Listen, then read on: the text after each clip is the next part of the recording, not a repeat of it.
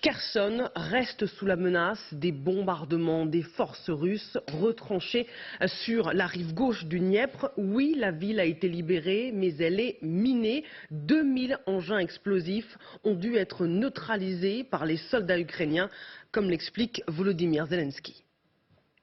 Les forces de défense ont établi leur contrôle sur plus de 60 localités de la région de Kherson. La police a commencé à prendre des mesures de stabilisation. Des mesures de stabilisation sont également en cours à Kherson même. Partout dans les territoires libérés, nos techniciens spécialisés en explosifs ont beaucoup de travail à faire. Près de 2000 articles explosifs ont déjà été retirés, mines antipersonnelles et munitions non explosées. La zone reste donc extrêmement dangereuse. On va retrouver sur place l'une de nos équipes, Benoît Cristal, Basile Bonne et Paul Bouffard, nos envoyés spéciaux à Kherson. L'ambiance est toujours flottante ici à Kherson. Alors vous le voyez, les habitants continuent de fêter leur libération. C'est dimanche, mais on est loin d'un retour à la normale. Il n'y a toujours ni eau, ni électricité. Et puis les opérations militaires continuent. Nous étions tout à l'heure avec la 28e brigade de l'armée ukrainienne qui est entrée en ville. Eh bien, son chef nous a dit qu'il venait d'arrêter 2 soldats russes restés sur place. Du côté de la vie des civils, eh bien, nous n'avons pas assisté à la remise en état des infrastructures. L'entrée de la ville reste bouclée, donc nous ne sommes pas encore au stade où les civils qui avaient fui peuvent revenir. On estime qu'environ 150 000 habitants de Kherson avaient fui la ville lorsque les Russes l'ont prise au mois de mars dernier.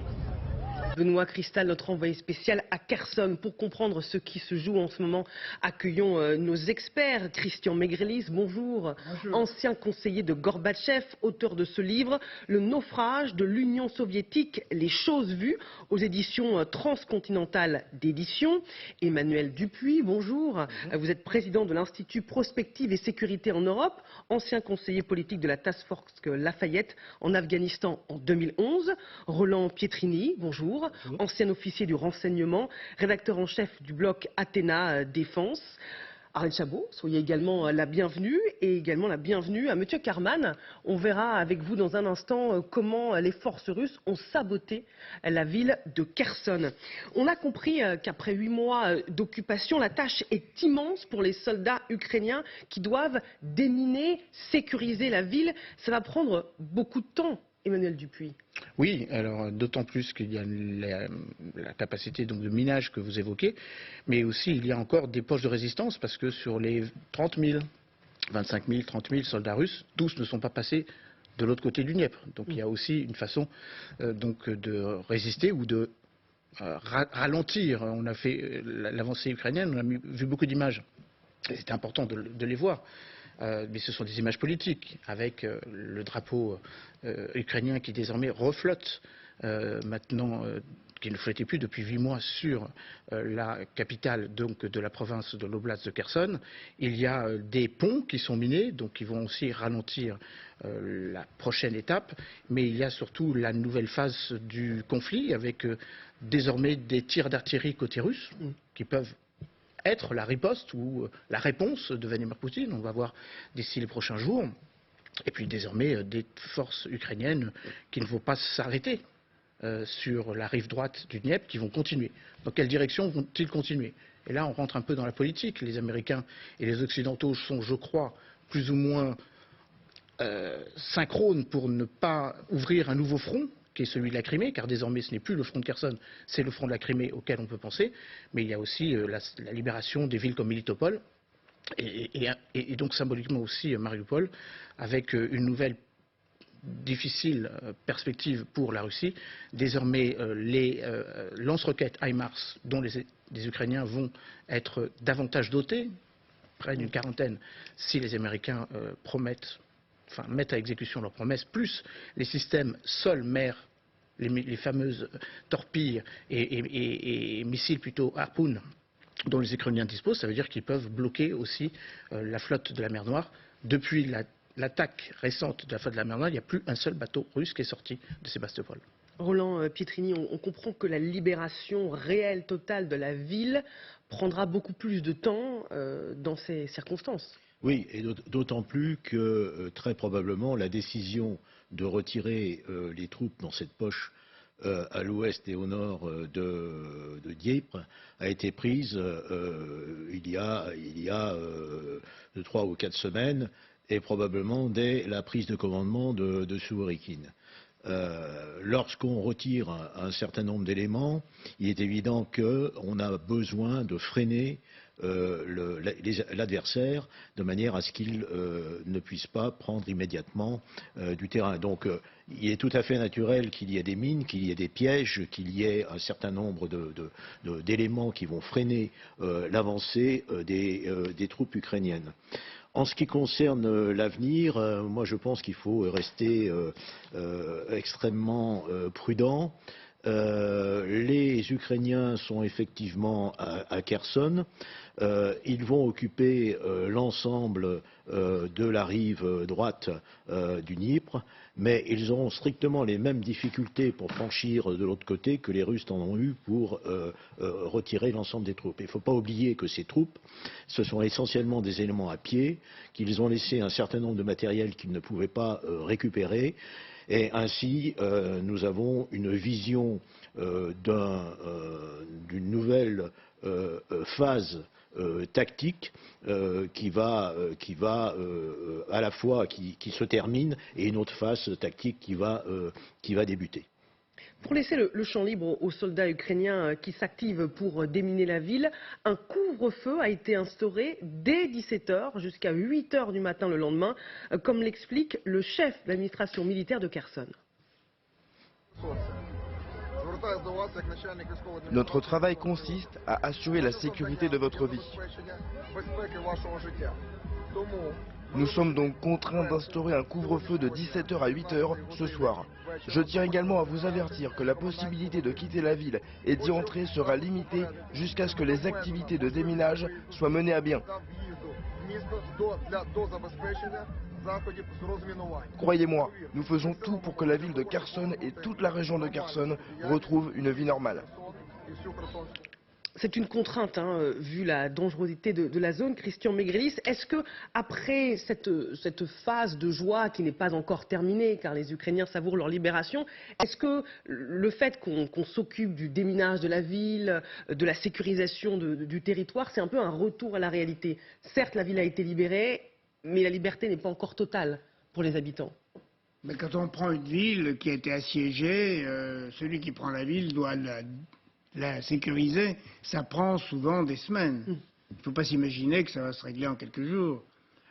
D'autant plus qu'il y a, paraît-il, des poches de résistance russes encore dans certains endroits. Par conséquent, il faut vraiment nettoyer au sens propre tout ce territoire.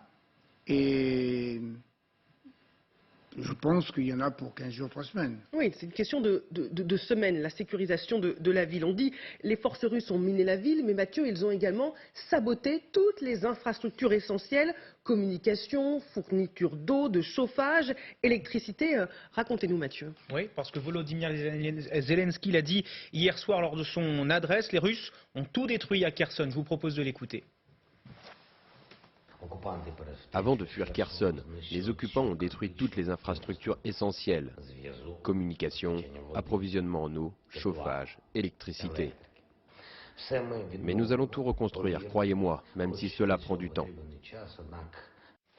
L'objectif donc, tout reconstruire et reconnecter la ville au reste du monde. La ville n'a donc plus d'eau, plus d'électricité, et c'est l'un donc des principaux défis. Pour vous donner une idée, selon Dimitro Shakharouk, c'est le directeur exécutif de DTEK, c'est le plus grand producteur d'électricité privée en Ukraine. Il avait fallu plus de 30 jours pour remettre l'électricité dans l'oblast de Kiev lorsqu'il y avait eu une coupure il y a quelques mois de cela. La tâche s'annonce donc très difficile, d'autant plus qu'en partant, les Russes ont donc tout saboté, y compris les ponts qui permettent le ravitaillement, notamment par des gros camions. Et il y a urgence car les températures vont chuter vendredi prochain, Marie-Hélène, pour vous donner un ordre de grandeur, il fera -4 degrés à Kherson. Ah, il faisait déjà moins 4 degrés à Kharkiv quand j'y étais il y a un mois, vous savez. Oui, mais il fait déjà très très froid à l'heure où nous parlons, vous avez raison. Et comment la population peut retrouver du Wi-Fi, téléphoner, se reconnecter au monde? Eh bien, ça va passer par Elon Musk. Mais d'abord, regardez ces images des soldats ukrainiens qui posent donc des antennes pour retrouver du réseau téléphonique et qui permet donc aux habitants, aux rares habitants de Kherson qui sont restés dans cette ville, de pouvoir téléphoner une nouvelle fois à leurs proches. Cette machine, donc, c'est l'œuvre d'Elon Musk, l'homme le plus riche du monde, propriétaire de Twitter et de SpaceX. Elon Musk qui a donc créé ce que vous voyez juste ici, c'est Starlink. C'est un système qui permet un accès à Internet grâce à une constellation de satellites qui ont été mis sur orbite dès 2019. L'entreprise américaine en a livré d'ailleurs plus de 25 000 à l'Ukraine depuis le début de la guerre pour un coût très élevé, plus de 400 millions de dollars. Pour vous donner également une idée, il y a environ 3000 satellites qui gravitent au-dessus de notre tête. Et pour Elon Musk, Starlink est le seul système de communication qui continue à fonctionner sur le front. Tous les autres sont morts. C'est ce qu'a dit Elon Musk sur Twitter il y a quelques jours de cela. Ce système est donc très utile pour les civils, mais également pour les militaires. Un major de l'armée ukrainienne avait expliqué que les soldats peuvent mettre en place ce système en seulement quelques minutes, un flux satellite opérationnel sur le champ de bataille. Oui, parce que la communication, c'est aussi l'autre bataille de la guerre, Emmanuel Dupuis. Oui, et d'ailleurs, on a eu les images de Mariupol grâce au système Starlink qu'avait donné gracieusement, il faut le rappeler. C'est un coût 400 millions de dollars, mais ce n'est pas Elon Musk qui paye, c'est le ministère de la Défense américain. D'ailleurs, il rechignait un peu à payer. Exactement, il avait demandé... Ils se sont mis d'accord, c'était 200 millions, la facture est passée à 400 millions. Vous avez raison de mentionner qu'il y a 25 000 de ces coupoles qui ont été livrées, mais gracieusement, alors que les 39 autres pays que livre Elon Musk payent. Mais c'est absolument déterminant. D'ailleurs, il est assez étonnant que les Russes ne s'en soient pas pris davantage au système de télécommunication. On se posait la question dès le début. Internet a constamment continué à fonctionner. Ça veut dire qu'ils n'étaient pas forcément très très au point. C'est important pour les militaires, c'est important pour la population civile, dans les territoires reconquis, mais aussi dans l'ensemble du pays. Car il y a aussi des ruptures désormais dans ce secteur.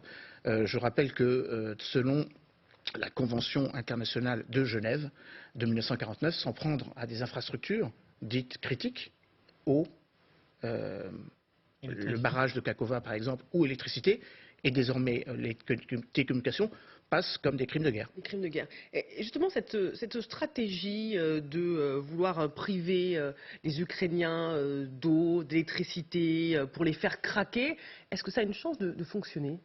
Écoutez, apparemment jusqu'à présent ça ne fonctionne pas très bien, puisque les Ukrainiens, et vous étiez sur le terrain, donc vous pouvez nous en parler, les Ukrainiens ont la volonté de résister. C'est un peuple, il faut bien le reconnaître, qui est en train de se créer, de s'amalgamer, de faire en sorte qu'ils deviennent véritablement un peuple et une nation. Et les souffrances et cette capacité et la volonté des Russes de peser sur leur propre sécurité et sur leur simple survie, puisque l'hiver arrive, va, de mon point de vue, renforcer cette volonté de résister. Il faut reconnaître tout de même, et il faut insister sur le fait que les Ukrainiens paraissent extrêmement bien organisés. Ils réagissent immédiatement. Par exemple, ils émettent des timbres le lendemain d'un événement. Ça paraît un détail, mais c'est extrêmement important pour montrer à quel point l'ensemble de la nation est derrière son armée. Et pour rebondir sur ce que vous dites sur l'état d'esprit des Ukrainiens, peut-être qu'on peut voir cette image de cette grand-mère qui avait caché un drapeau ukrainien sous une dalle, parce que pendant l'occupation, il était impossible de montrer, de manifester son attachement à la Russie. Regardez, et maintenant que la ville est libérée, maintenant qu'il y a les soldats, la police ukrainienne en ville, elle peut déterrer ce drapeau ukrainien, symbole évidemment de l'attachement, de l'amour porté au pays et symbole aussi de cette reprise de la ville par les Ukrainiens Voilà avec quelle rapidité, quelle joie elle cache ce drapeau ukrainien qui était bien emballé, hein, qui était bien protégé, et voilà qu'elle montre devant les caméras. Évidemment, ces images ont fait le tour du monde quelques heures après la libération de Kherson. Cette force d'état d'esprit des Ukrainiens, Christian Megreliš, c'est un peu la réponse à ma question, qui est un peu une question rhétorique. Est-ce que la stratégie de harcèlement des Russes pour faire craquer les Ukrainiens a une chance de fonctionner? Bah écoutez, moi je compare ça à la réaction des Anglais pendant la guerre, au moment où Hitler préparait le débarquement. Les Anglais n'auraient pas lâché 1 centimètre de leur territoire, quitte à en mourir sur place. Et je crois qu'on se trouve dans un phénomène de ce genre qui, dans l'histoire d'une nation, est extrêmement important. Est-ce que ça veut dire, cette stratégie de bombardement des infrastructures énergétiques, que Vladimir Poutine est dans une situation de faiblesse, parce que cette stratégie, pour l'instant, ne fonctionne pas? Je crois que d'ailleurs c'est l'effet inverse qui est produit, puisque ça galvanise encore plus la population ukrainienne. Le maire de Kiev, Vitaly Klitschko, avait brandi la menace du départ, volontaire en tout cas, organisé des 3 millions d'habitants de Kiev. Kiev est une grande ville, 900 km². Il n'y a pas eu de départ, en tout cas de départ spontané, volontaire. La résistance ukrainienne ne faiblit pas, qu'on s'attaque aux infrastructures en profondeur, électriques, donc ce qu'on appelle les infrastructures critiques, vitales, que les combats continuent. Ne pas se tromper, Volodymyr Zelensky l'a rappelé, et je crois qu'ici on est tous d'accord que la libération d'une ville n'est pas une victoire en soi, c'est une étape. Et il y aura d'autres territoires à reconquérir. Il faut se féliciter que la partie, le pourcentage, on avait parlé de 22% du territoire, 125 000 km² que les Ukrainiens avaient perdu depuis maintenant 9 mois, est en train de diminuer. Et donc progressivement, c'est inéluctable, l'avancée, l'offensive ukrainienne va se poursuivre. Néanmoins, les zones sont minées, les ponts sont rendus inopérants, et il y a toujours, comme l'a dit Claude, des combattants de part et d'autre, en profondeur. La résistance ukrainienne est aussi une réalité, non seulement à Kherson, mais à Melitopol et ailleurs, notamment dans le reste, dans l'oblast de Kherson et de Zaporijia, mais également des soldats russes qui ne se sont pas totalement rendus, ou qui n'ont pas traversé le Dniepr, et qui sont en train de se dissimuler. C'est pour ça qu'il faut avancer avec beaucoup de prudence pour faire très attention à ce qu'il n'y ait pas un front intérieur de l'autre côté aussi qui pourrait être utilisé par la Russie pour ensuite répliquer. C'est facile de se dissimuler quand on est un soldat russe, d'enlever son uniforme militaire, de se mettre en civil. Oui, c'est pour cela qu'il ne faut pas dire qu'il s'agit d'une résistance organisée. Mais simplement, ce sont des éléments. Vous savez, dans une retraite, il y a des gens qui ratent le bus. C'est ce qu'on dit. À la limite, ils ne peuvent pas suivre les unités. Ils sont un peu perdus. Et puis, probablement, un certain nombre ne veulent pas rejoindre l'armée russe. Donc, ce sont des déserteurs. C'est pas des gens qui veulent. Il y a les deux éléments. Il y a les deux éléments. En tout cas, les éléments qui ne sont pas en désertion sont des éléments qui ne sont pas organisés et suffisamment armés pour mettre en place une résistance ou un freinage quelconque, sauf si ce sont des troupes spéciales, un freinage quelconque sur les troupes ukrainiennes, sur l'armée ukrainienne. Vous restez avec nous.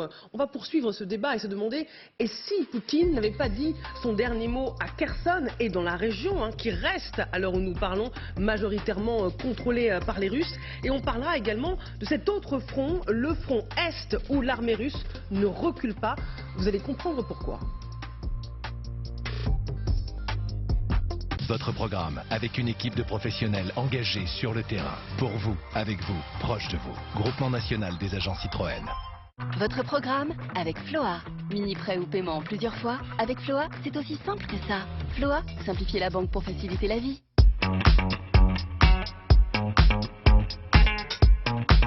À l'affiche cette semaine, le monde top secret des espions tel qu'il est vu par le cinéma et une plongée unique dans l'univers d'une série culte. James Bond, Mata Hari ou encore Jason Bourne pour les plus célèbres. La figure de l'espion a envahi le cinéma depuis ses débuts et la Cinémathèque française présente une exposition qui met en lumière les relations très étroites entre le 7e art et le monde opaque des agents secrets. Il y a beaucoup de services secrets qui se sont inspirés de films. On raconte par exemple que sous le manteau, parce que c'était interdit, les films de James Bond par exemple, circulaient en Europe de l'Est à l'époque du rideau de fer, et que dans les écoles d'espionnage comme celles des écoles de la Stasi, on pouvait voir et analyser des films d'espionnage faits par les Anglais ou les Américains et essayer de décrypter à l'intérieur du film ce qui pouvait être vrai, ce qui pouvait du coup leur permettre de mieux connaître leur ennemi. À travers affiches, extraits de films ou gadgets et accessoires mythiques, l'exposition nous entraîne de la guerre froide au cyberespionnage et lève le voile sur ces héros romanesques qui ont inspiré les plus grands cinéastes. Pour la première fois en France, les fans de Friends pourront explorer grandeur nature les décors de leur série culte. Qu'il s'agisse de l'appartement des 6 amis, leur café préféré ou la célèbre fontaine du générique. La Friends Experience, c'est une immersion complète dans l'univers de la série Friends. Vous allez pouvoir vous promener avec vos amis dans les décors les plus iconiques de la série. Une expérience à vivre à la porte de Versailles pour une durée limitée.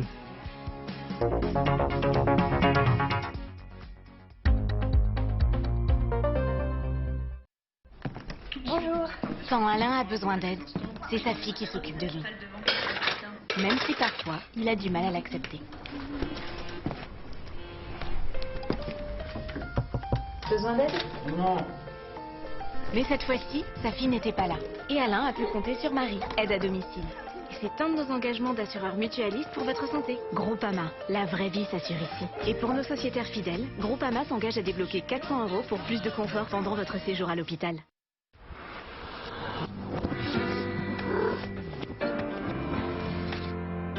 Son premier job?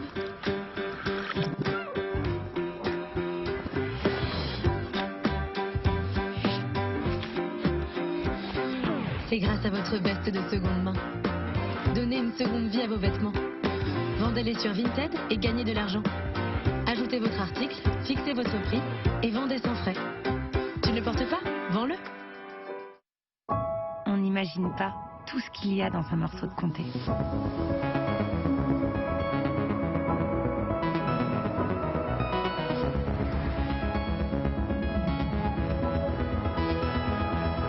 Ce sont tous ces gestes qui font son goût unique. Comté, comté.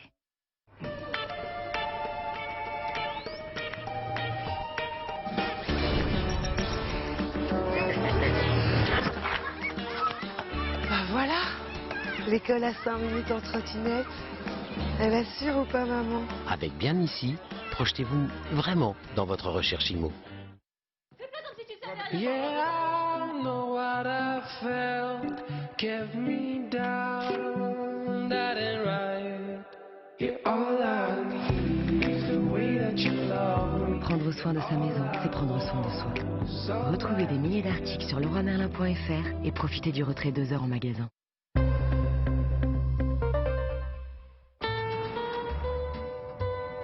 Jolie voiture. Pas mal non plus la vôtre. C'est vert. C'est bleu. Non, il a raison, c'est vert. Allons-y. Vraiment bizarre.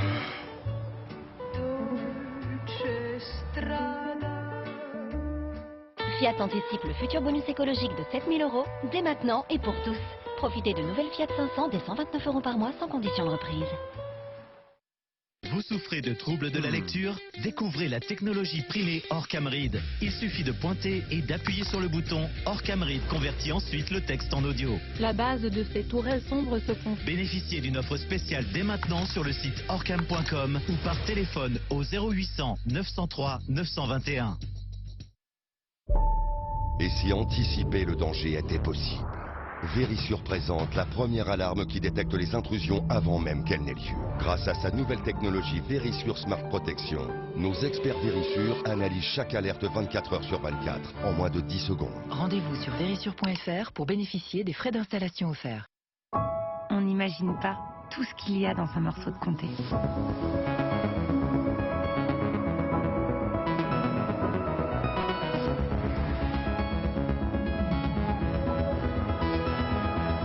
Ce sont tous ces gestes qui font son goût unique. Comté, compter. Votre programme avec une équipe de professionnels engagés sur le terrain. Pour vous, avec vous, proche de vous. Groupement national des agents Citroën. Votre programme avec Floa. Mini prêt ou paiement en plusieurs fois. Avec Floa, c'est aussi simple que ça. Floa, simplifiez la banque pour faciliter la vie.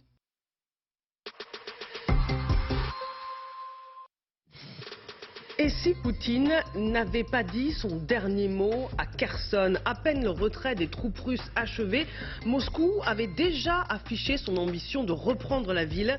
Pour le général Richout, le repli des soldats russes sur la rive gauche du Dniepr n'est en réalité pas une bonne nouvelle.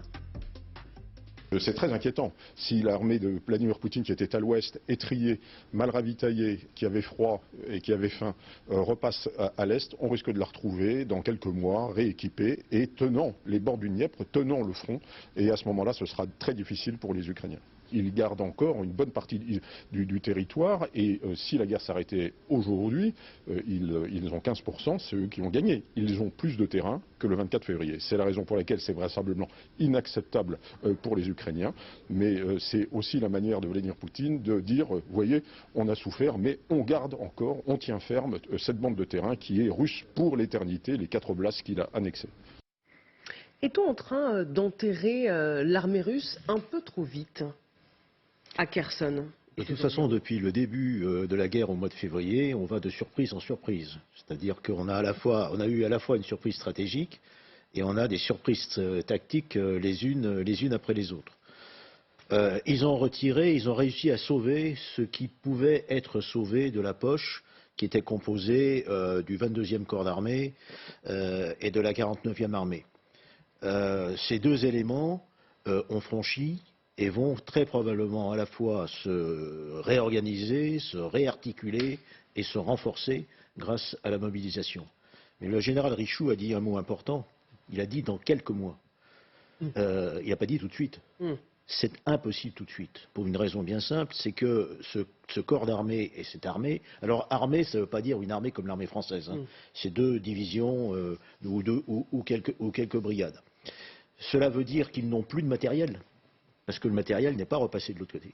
Donc il va falloir les réarmer, les réentraîner, les organiser, et il va falloir trouver des officiers pour commander tout ça, ce qui n'est pas évident.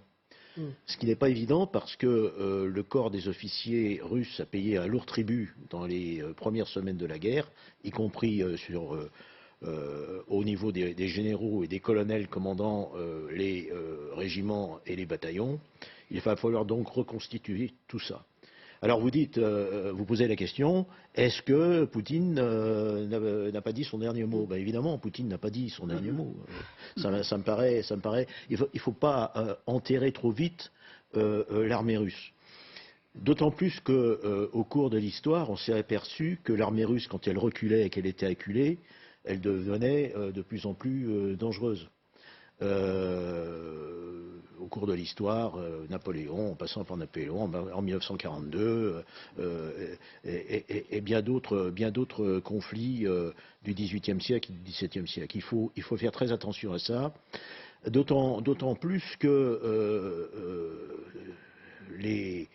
du point de vue russe, les Ukrainiens sont désormais en territoire russe. Oui. C'est ce qu'a rappelé le Kremlin. Kherson est toujours un territoire russe malgré ce retrait. C'est pas un détail. C'est pas un détail.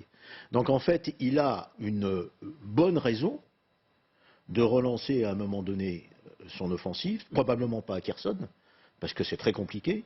Hein, vous avez vu le Dniepr, la largeur c'est 1 km, 1 km et demi, 2 km, 3 km. C'est extrêmement compliqué. Reconstruire des ponts, ça paraît complètement exclu, donc ce sont des bacs. Et faire passer une brigade blindée uniquement avec des bacs sous l'œil des satellites américains et occidentaux qui renseignent d'une manière continue les Ukrainiens, ça me paraît extrêmement compliqué. Donc oui, Poutine n'a pas dit son dernier mot, oui, ça va être compliqué, oui, ça va être long. Dans ce débat, nous a rejoint le général François